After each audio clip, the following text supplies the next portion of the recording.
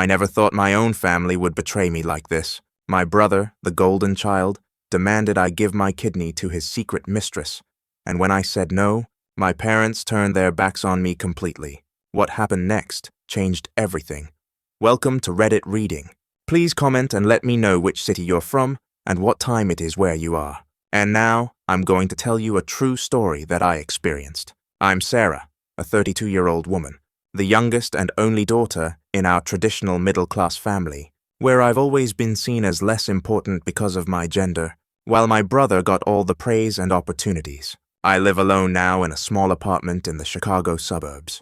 After spending years at home taking care of my parents, and my days usually start with teaching second-grade kids at the local elementary school, then heading straight to my parents' house to help with dinner, bills, or whatever they need, which keeps me tied to them in ways that make it hard to break free. Growing up, I gave up so much, like handing over my birthday money to help pay for Mark's sports gear, staying quiet when they criticized my grades, even though I worked harder, putting up with family dinners where they'd laugh at my dreams of traveling while celebrating his every small win, and feeling that constant knot in my stomach from being blamed for things that weren't my fault, all to keep the peace.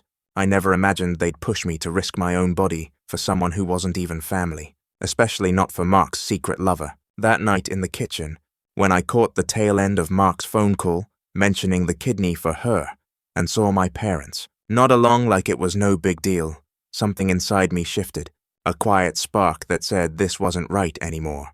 It all started building up during one of our regular family dinners last month, the kind we have every Sunday at my parents' old brick house on the edge of town, with the same faded curtains and the smell of roast chicken filling the air. I arrived around 5, like always, carrying a bag of groceries I'd picked up on my way home from school, because Mom had texted me earlier saying they were low on milk and bread.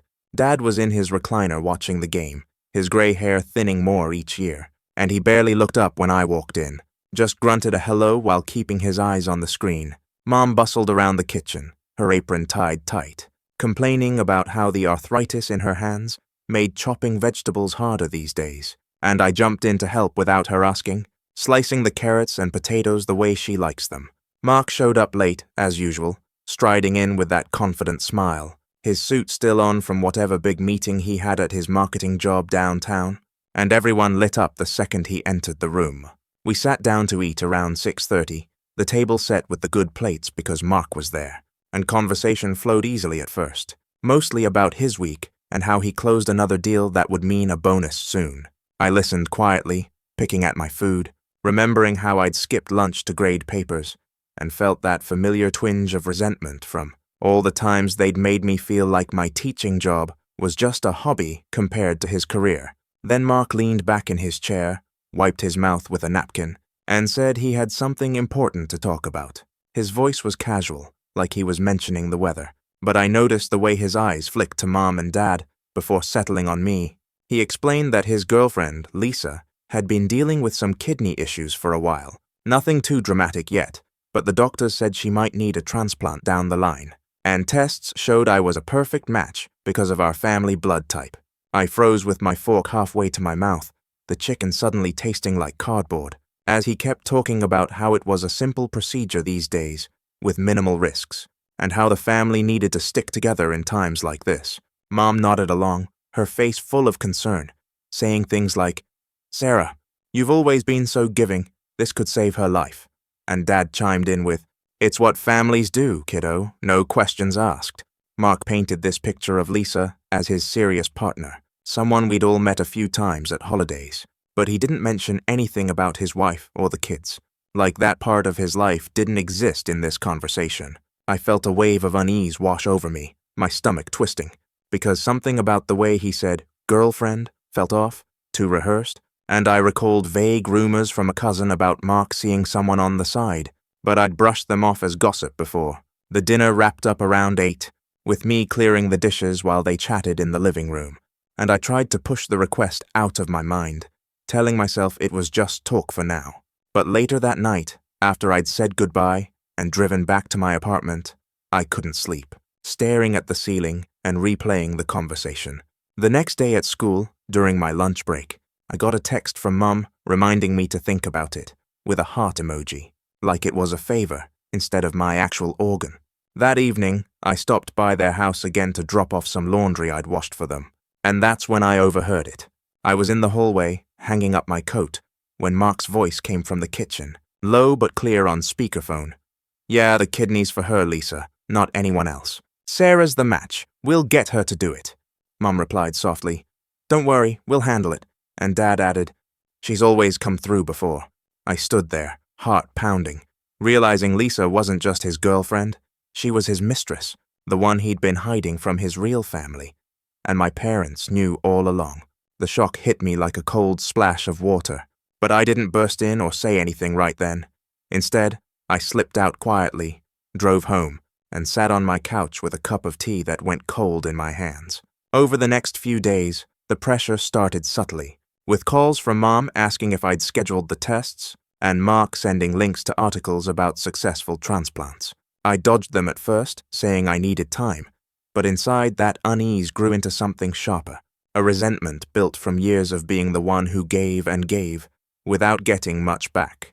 By the end of the week, during another quick visit to help Dad with his meds, Mark cornered me in the living room, his face serious now, saying, "Sarah, this isn't optional.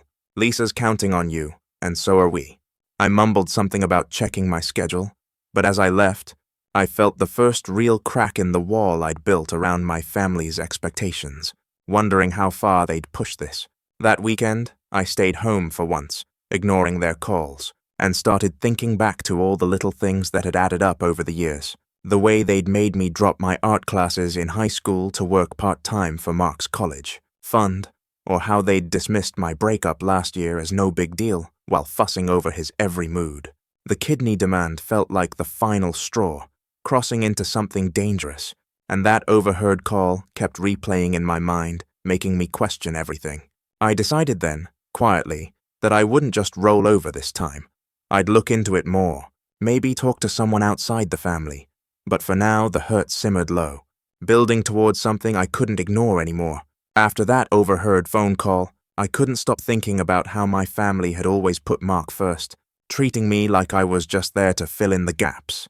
And now they expected me to hand over a kidney without a second thought for what it could do to me. The next morning at school, I taught my class about story problems in math, but my mind kept drifting back to all the times I'd been shoved aside. Like when I had to drop my summer job in high school so Mark could go to that fancy camp, or how my parents always said, my teaching career didn't matter as much because I wasn't the one bringing in the big money. By the time lunch rolled around, that old bitterness had turned into a sharp frustration, making me decide I had to know more before I let them push me any further. So I sent a quick text to my cousin Emily, asking if she knew anything about Mark's so-called girlfriend. Emily called me back during my free period that afternoon, sounding a bit unsure at first, but then she spilled it all, telling me Mark had been with Lisa on the side for over a year, and our parents had known for months, but kept it hidden to save face with the neighbors, and at church. She even mentioned how Dad had given Mark cash to help with Lisa's rent, calling it a loan for work stuff, while I'd been the one pinching pennies to cover their utility bills every month without ever getting a thank you. I hung up the phone, sitting there in the empty classroom with stacks of homework on my desk,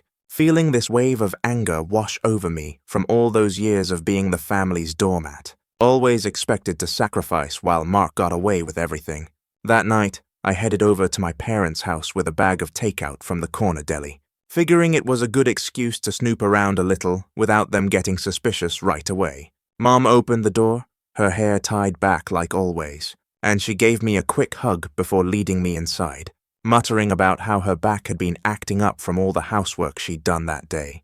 Dad was in the living room, flipping through channels on the TV, his reading glasses perched on his nose, and he nodded at me as I set the food on the coffee table, the smell of sandwiches filling the air. We ate sitting on the couch, with Mom picking at her turkey on rye and bringing up Lisa's health again, saying the doctor had mentioned time was getting tight, her voice all worried like it was my problem to fix.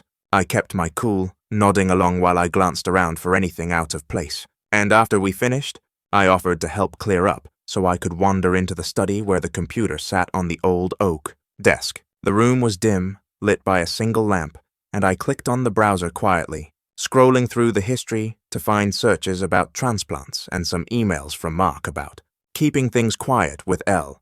There were even bank transfers showing money going to Lisa, and in the drawer, I spotted a medical printout saying her condition wasn't as bad as they'd claimed, just something that could wait if needed. My pulse quickened as I took pictures with my phone, the screen's glow reflecting on my face, and that's when Dad came in, his footsteps heavy on the creaky floor, asking, "What are you rooting around in there for, Sarah?" I closed the drawer fast, saying I was just looking for an old bill I thought I'd left there, but he eyed me funny before shrugging it off and heading back out. The next day, Mark showed up at my apartment right after I got home from school, knocking hard until I opened the door, and he stepped inside without waiting, his coat still on and his face flushed like he'd rushed over. My place was a mess with papers scattered on the table and an empty coffee mug from breakfast, and he started pacing, saying, "Sarah, why haven't you set up those tests yet? Lisa's not doing great, and you're dragging your feet." I stood by the kitchen sink, arms folded tight, feeling that frustration boil up from every unfair thing they'd ever done, like making me skip my own prom to babysit his kids while he partied, and I shot back, "What about your wife? Mark, does she know about this girlfriend you're so worried about?" He stopped pacing, his eyes narrowing, and muttered, "That's none of your business, and anyway, the marriage is pretty much done. Just do this for the family, like always." But I pushed harder, asking why Mom and Dad were fine with lying for him, and he snapped, "You've been jealous since we were kids, Sarah, always whining about not getting enough. We paid for your stuff too, you know." His words stung, bringing back all the resentment from being treated like second best my whole life, and I told him I needed more time, but inside, I was fuming at how they always expected me to bend over backward without question. The real blow-up came that Sunday when my parents called me over for a meeting, and I pulled up to their house in the afternoon, the yard still neat from Dad's mowing the day before. Mark was already there, lounging on the sofa with a folder of papers, and Mom brought in coffee on a tray, the cups clinking as she set them down, her face lined with that fake concern. Dad cleared his throat and started listing all the ways they'd helped me out, like letting me stay with them after I graduated, even though I'd paid my way with groceries and errands every week. Mark leaned forward, his voice firm, saying, "Look, Sarah, the docs need you on board now. It's not that risky, and Lisa's depending on this.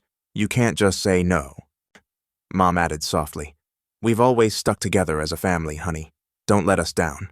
I sat there on the edge of the armchair, my hands clenched in my lap, feeling the weight of every unfair treatment crashing down. The way they'd praised Mark's report cards while criticizing mine, or how they'd used my savings for his car without asking, and when I finally said no, explaining the dangers to my own health and hinting I knew Lisa was no girlfriend but a mistress, the room went silent for a second before erupting. Mark jumped up yelling, "You're being so selfish, Sarah. After everything, you pull this?" Mum started tearing up, sobbing. "How could you do this to us? We've given you so much." Dad's face hardened, and he said, "If you won't help your brother, you're no daughter of mine. Get out and don't come back." They disowned me on the spot, slamming the door as I left, and I drove home with tears blurring the road, the rain starting to fall harder, feeling more alone than ever, but also this burning frustration at how they'd always valued Mark over me, demanding my kidney, like it was nothing while ignoring all I'd given up. In the days after, relatives called with their twisted versions of the story, painting me as the bad guy, and I even got a weird look from my boss at school, probably from Mark spreading rumors. Money got tight fast without chipping in for their stuff anymore, eating into my emergency fund, but those bits of evidence on my phone, the emails, the medical form, Emily's words, kept me going, fueling that deep resentment as I checked more old shared emails, finding proof of them, covering for Mark's lies to protect his image. The silence from them felt heavy, but it only made me more determined to uncover the rest, turning years of bottled-up anger into something I could use. The days right after they disowned me felt like everything was crumbling around me, like the ground I'd always stood on had turned to quicksand, and I spent most of that first week alone in my apartment, staring at the walls while the resentment from all those years of unfair treatment boiled inside, me hotter than ever. I'd call in sick to school a couple of times, saying I had a stomach bug, but really, I just couldn't face the kids with a smile when my own world had fallen apart. And financially, it hit hard, because without helping my parents anymore, I still had to cover my rent and bills on my teacher's salary, dipping into the little savings I'd scraped together over the years. The same savings they dipped into plenty of times for Mark's needs without a thought for me. I lay on my couch that first night, the TV droning in the background with some mindless show, and my mind kept replaying every injustice from childhood. Like how my birthdays were always just a quick cake after dinner, while Mark got full parties with friends and gifts, or how they'd make me do all the housework as a girl while he played video games, saying it was my role to learn responsibility, leaving me exhausted and bitter even back then. By the third day, I hit rock bottom, sitting at my kitchen table with a cold cup of coffee, questioning why I'd put up with it all for so long, why I'd let them treat me like I was worth less, just because I was the daughter and not the son they doted on, and tears came then, hot and angry, as I thought about the college scholarship I'd turned down to work and help pay for Mark's tuition, only for him to blow it on parties, and now this affair. The isolation stung worst of all, with no calls from family, just silence that echoed in my empty apartment. And I felt this deep ache from being cast out like I didn't matter, after giving up my own dreams of maybe starting a family, or traveling someday to stay close and care for them. But in that low moment, as I scrolled through my phone aimlessly, an email notification popped up from an old family friend, Aunt Clara, who wasn't really an aunt, but a neighbor we'd known forever. And it was a forwarded chain from years back that she'd accidentally included me on, discussing Mark's troubles and how my parents had known about Lisa since the beginning, even helping him rent her place to keep it quiet and protect his job and their standing at church. I sat up straight then, reading it over and over, the words blurring at first from the shock, but it confirmed everything. Emails from Mom to Clara saying they couldn't let the affair get out because it would ruin Mark's reputation and make the family look bad, while never mentioning how it affected me or anyone else. That fueled a fire in me, turning the hurt into something sharper, a rage at how they'd always shielded him from consequences while piling them on me, like when they'd blamed me for family arguments as a kid to keep him looking perfect. Armed with that email chain, I started digging deeper that afternoon, printing it out and adding it to the folder with the phone photos of bank statements I'd snapped earlier, showing how my contributions over the years had gone straight to Mark's luxuries, like car payments and vacations, while I drove an old clunker and skipped trips. I spent the next evening online, researching coercion and emotional blackmail laws in Illinois, learning that what they'd done, pressuring me for the kidney under false pretenses, might count as undue influence, especially with the disowning as a threat. And I jotted notes on a pad, feeling a spark of power for the first time. The following morning, I called a pro bono lawyer from a legal aid clinic downtown, a woman named Miss Rivera, who specialized in family disputes, and I met her at her office that afternoon, a small room crammed with files and a flickering fluorescent light. I laid out the whole story, showing her the emails, the medical form saying Lisa's condition wasn't urgent, and the bank records, my voice steady, but my hands shaking as I explained the lifetime of favoritism that led to this, like how they'd always given Mark the bigger room, the better clothes, and excused his mistakes while criticizing mine for the smallest things. She listened, nodding, and said it sounded like a case for emotional distress or even fraud if they'd misrepresented the medical need, advising me to gather more witness statements from people who'd seen the unfair treatment over the years. "You've got leverage here, Sarah," she told me, her tone firm but kind. "But start with a private talk, see if they'll back down before going public." Buoyed by that, I decided to try confronting them one more time privately, driving over to my parents' house that evening unannounced, the streetlights casting long shadows as I parked out front. Mom answered the door, her face paling when she saw me, and she let me in reluctantly, leading me to the living room where Dad sat with the newspaper, Mark lounging nearby like he owned the place. The air felt thick with tension, the same floral couch sagging under them, and I stood there, folder in hand, saying I knew everything about Lisa being the mistress and how they'd covered it up for years, showing them copies of the emails and statements. Mark's face turned red, and he snapped, "This is none of your business, Sarah. Stay out of it." Mum started crying again, saying, "Why are you doing this to us? We just wanted to help your brother." Dad doubled down, his voice gruff. threatening to call the relatives and tell them I was causing trouble, saying if I kept pushing, they'd make sure I regretted it, like cutting me out of any inheritance for good. Their reaction backfired on me at first, leaving me shaken as I drove home, the threats ringing in my ears and making me wonder if I'd gone too far. But it only hardened my resolve, that frustration from decades of being pushed around turning into action. The next day, I reached out to overlooked relatives who'd felt the same bias, like Cousin Emily again and Uncle Tom, who was Dad's brother and had always grumbled about how Mark got special treatment.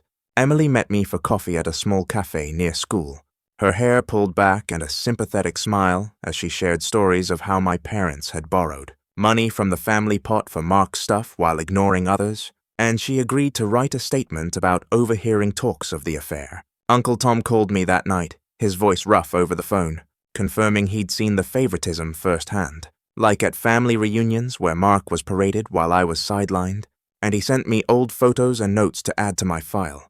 By the end of the week, I'd built a stronger case, with witness accounts typed up and more emails from the shared account showing their complicity, plus Ms. Rivera reviewing it all and saying we could threaten a small claim suit for the money I'd given them if needed.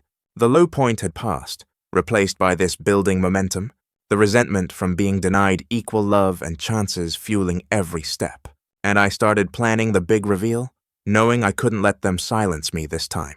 The isolation still hurt, but with friends stepping in, like a colleague at school who offered to help with meals, and my evidence pile growing, I felt ready for whatever came next, that inner fire burning brighter against the years of shadows they'd cast over me.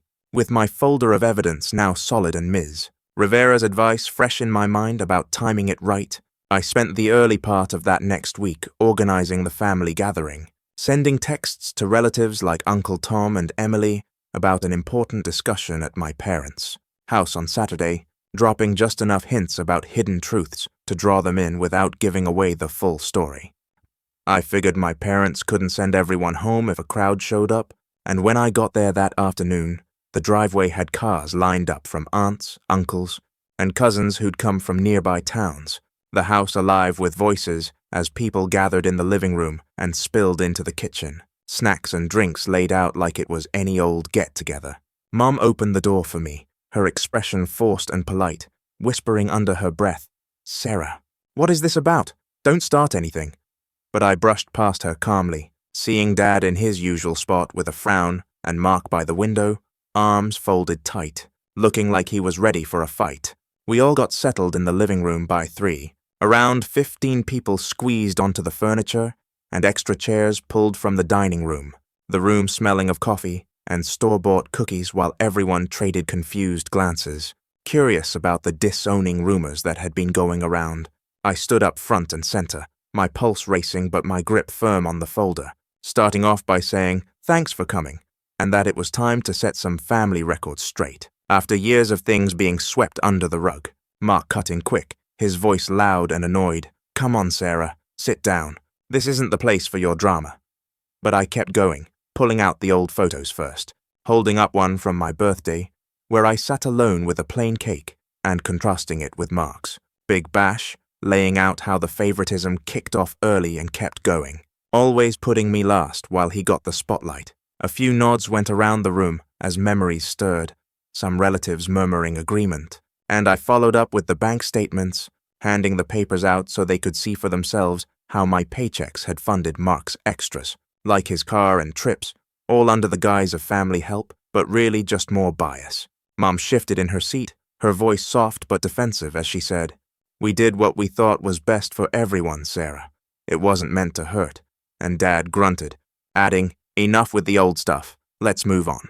But Uncle Tom spoke up then, passing the statements along, saying he'd always noticed how they favored Mark, and it wasn't right, especially with the money trails showing clear as day. The air got heavier as I switched to the emails, hooking my laptop to the TV to display the chain from Aunt Clara, where Mum confessed to knowing, about Lisa as Mark's mistress for over a year, detailing how they'd pitched in with cash and cover stories to shield his job and their church image, even if it meant pressuring me into the kidney donation.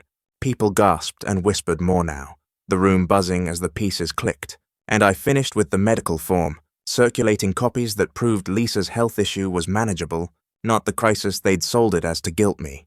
Mark jumped to his feet, his face flushed, shouting, "This is all lies! She's just mad because she's always been jealous." But the evidence stared everyone down, and Aunt Clara admitted quietly, "I shouldn't have kept quiet. It weighed on me," while Emily backed it up with what she'd heard about the cover-ups at family events. Things hit a boiling point when Mark's phone went off, him pulling it out and going pale. I'd arranged for his wife to get a tip with key proof from a throwaway email, cleared with Ms. Rivera, and he muttered into the call, "Honey, wait, I can explain." But Uncle Tom stood by the door, saying firmly, "We're not done here, Mark. Face it." The room turned chaotic fast from there, relatives grilling my parents and Mark with pointed questions, one aunt saying outright, "You've played favorites too long. It's torn us apart," and a cousin mentioning online buzz already hitting Mark's work network. Lisa texted him during the mess, breaking it off cold with something about not wanting the hassle, and his boss rang next, the call echoing as Mark tried to downplay it, stammering, "It's a misunderstanding, sir." But he ended up on suspension for the ethics breach leaking out. My parents looked shell-shocked, Mom wiping tears and whispering, "We never wanted this, Sarah," while Dad sat silent, the family turning cold as Uncle Tom floated, repaying my money or facing cut-offs from events and support. By 6, as folks headed out, the house felt drained, my parents offering weak apologies like, "Maybe we went too far," but the damage stuck, no quick fix in sight. I left that evening, driving back under the fading light, a sense of release washing over me like I'd finally shed the weight of all those unfair years, the bitterness easing into something freer as I saw I could stand on my own. In the months after, I built things up better, snagging a higher-paying job at another school that gave me room to save, and finally take that vacation I'd shelved, with friends like Emily becoming my real support network, pulling me into their circles where I felt seen. Mark navigated a messy divorce and court stuff, over stashed money for Lisa, costing him time with his kids, and my parents dealt with the quiet fallout, their social spots shrinking as word spread, leaving them to reflect on their choices without easy reconciliation. I stepped ahead stronger, drawing lines that guarded my well-being, knowing that pushing back had delivered the fairness I'd waited for after so much being pushed aside. Please comment and let me know which city you're from and what time it is where you are. And please subscribe my channel to hear more bizarre stories from my life.